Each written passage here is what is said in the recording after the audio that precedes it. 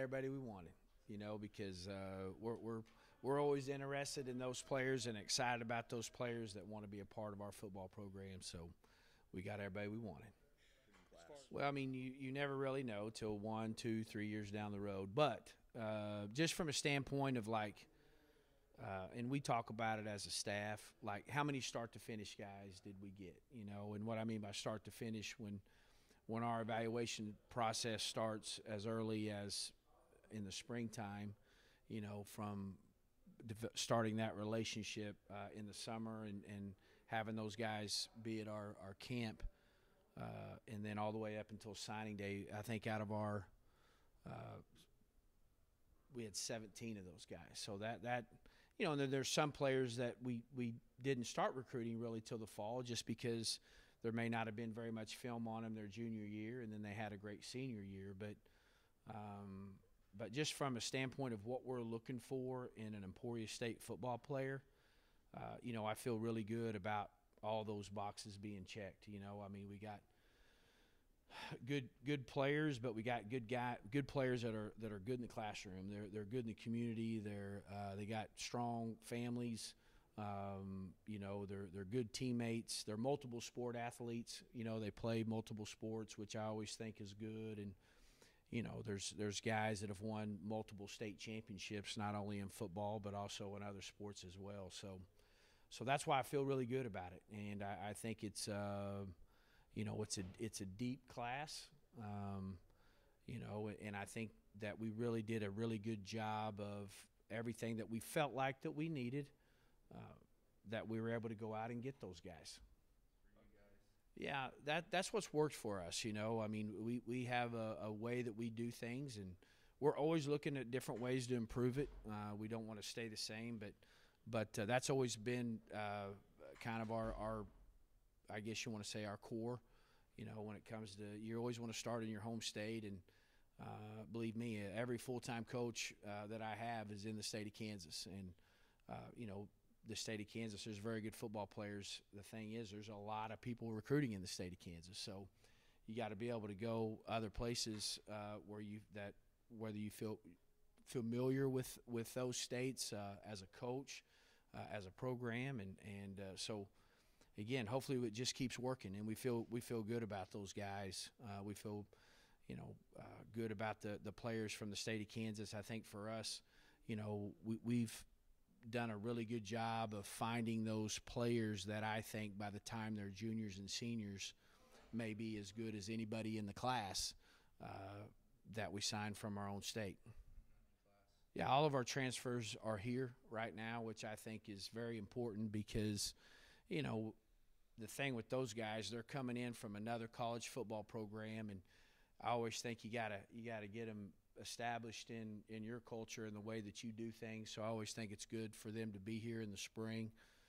It's always an adjustment for them, but I'm really proud of and excited about how I feel like that they're fitting in. They're working hard. They're doing all the things that we've asked of them up to this point. And now since we're back off the road and things are going to kind of slow down a little bit, we can really begin to concentrate on not only our guys that are here that have been in our football program, but those new transfer guys, and making sure that transition is easy for them. There's a defensive lineman where we're really we've got a lot of depth already at that position, so there may be some guys that might be talented enough to possibly play as true freshmen, and I always want those guys to come in and compete to play, and where they don't just accept being redshirted, because I think it makes your program better, but I think it makes those guys better, and as far as their preparation and coming to school. So, really, I think that, to me, that's what makes this class special. Is I think there's a big number of these guys that are going to play early as redshirt freshmen. Is how I look at it more than anything. I don't know about true freshmen, but I think from a redshirt freshman standpoint, I think we're going to have quite possibly more than what we've had before in the past. 5 years ago. Well, we did that. We've done that, and I think that's. I talked about it in staff meeting today. I think you're going to get me on this one because I'm not the biggest numbers guy, Don, but I think in going back all the way to 2015, which was four years ago.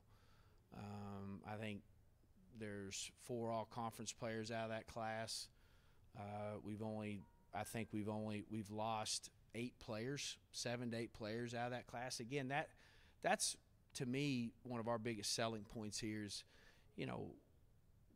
players are staying. I mean, we're not getting rid of them. All right, so they're doing what they're supposed to be doing on and off the field, and there's guys that are developing here, and they're playing. So out of that class, like I said, and I think did I say 4 all-conference players in that class?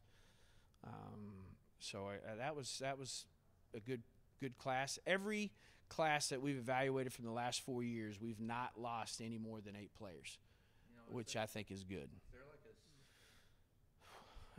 I think athletes. I think there's some guys over on defense that are very versatile. Jaden McDaniel, Declan Hobb. Those guys bring some versatility to the table. They're long and lengthy.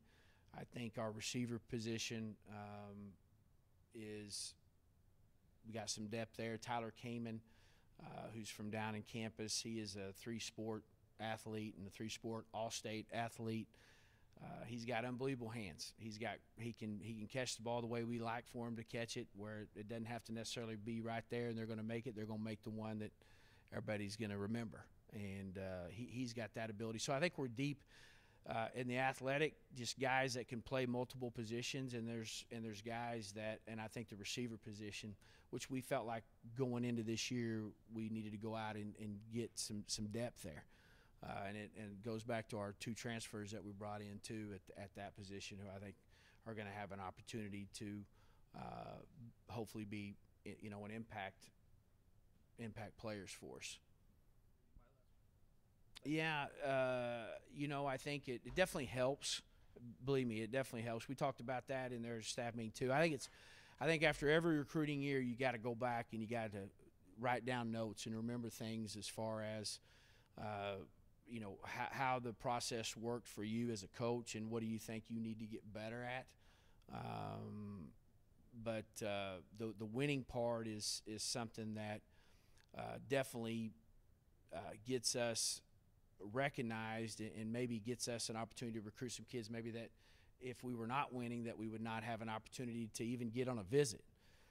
So and as you know, it's always good to when you're out marketing your football program, to be able to say, you've been to the postseason 5 out of the last 7 years. You've won playoff games. I mean, it's not like you got to the playoffs and didn't win. We've been able to get play multiple rounds in the playoffs and things like that. So kids want to hear that, and there's kids. Recruiting's different than it was 5 years ago too. I mean, there's a lot of things that we got to battle here, but I tell you what, I know that I have the best staff in Division II as far as going out and recruiting. I mean, I can't thank my staff enough for the type of work ethic that they put into putting this class together. I mean, it's a long, strenuous process, and I always think we got to do things differently than everybody else.